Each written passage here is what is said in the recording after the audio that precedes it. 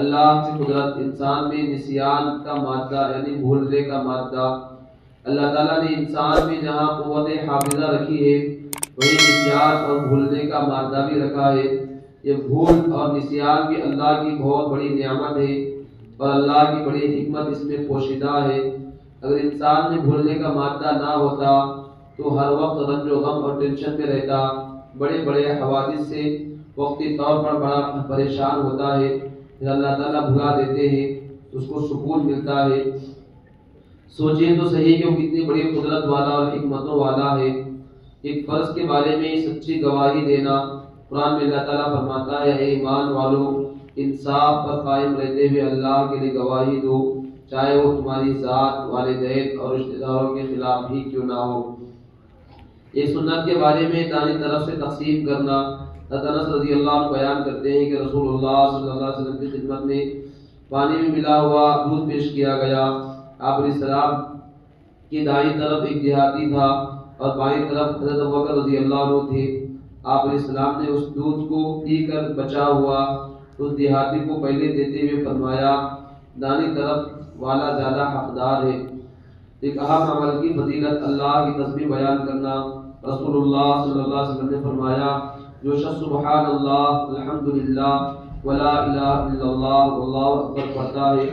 تو ان میں سے ہر ایک کلمے کے بدلے اس کے لیے جنت میں ایک درخت لگا دیا جاتا ہے۔ ایک گناہ کے بارے میں قرآن شریف کو بھلا دینا، رسول اللہ صلی اللہ علیہ وسلم نے فرمایا جس شخص نے قرآن شریف کو حفظ کیا پھر اسے غفلت کی وجہ سے بھلا دیا تو قیامت کے دن اللہ سے اس حال میں ملاقات کرے گا کہ اس کا ہاتھ یا کوئی عضو کٹا ہوا ہوگا۔ دنیا کے بارے میں دنیا کا تذکرہ نہ کرو، رسول اللہ صلی اللہ علیہ وسلم نے فرمایا اپنے دلوں کو دنیا کی یاد میں مشغول نہ کرو۔ آخرت کے بارے میں اہل جنت کا انعام، قرآن میں اللہ تعالیٰ فرماتا ہے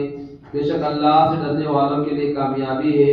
ان کے لیے باغات، انگور، ہم عمر نوجوان عورتیں ہوں گی اور شراب کے جام ہوں گے، طب نبوی سے علاج، گھبراہٹ کا دعا سے علاج۔ رسول اللہ صلی اللہ علیہ وسلم گھبراہٹ کے وقت ایک کلمات سکھاتے تھے اعوذ بکلمات اللہ التامات من غضبہ وشر عبادہ ومن ہمزات الشیاطین وان یحضرون۔ ترجمہ، میں پناہ مانگتا ہوں اللہ کی تمام کلمات کے ذریعے اس کے غضب غصے سے اور اس کے برے بندوں سے اور شیاطین کے وسوسوں اور اس بات سے جو میرے پاس آئے۔ قرآن کی نصیحت، قرآن میں اللہ تعالیٰ فرماتا ہے تم اپنے رب کی طرف متوجہ ہو جاؤ اور گناہوں سے توبہ کر لو، اس کی فرما برداری اور اس کا حکم مانو، اس سے پہلے کہ تمہارے گناہوں کا وبال تمہیں آ پکڑے اور پھر کوئی تمہاری مدد نہ کر سکے۔